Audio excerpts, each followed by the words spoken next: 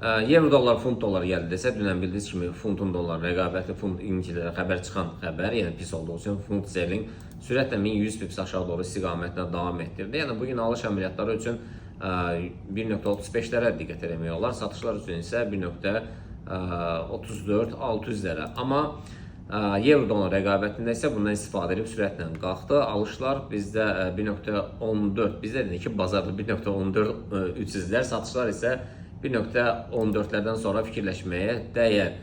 Nasdaq S&P Dow Jones-a gəldi desə, biz real hesablarda paylaşdıq, əməliyyatlar verdi və DAX olaraq, yəni aşağı doğru istiqamətlə davam etdirdi. Təbii ki, bunların hər dördü, yəni piramidalar üçbucaq yaradıb və dəstək xəttinin üstündədir. Yəni dəstək xəttlərini qırarsa, sürətlə aşağı doğru istiqamətlə davam edir. Ona baxmayaraq, yəni DAX artıq həmin dəstək xəttini kəsib və aşağı doğru istiqamətlə davam etdirir.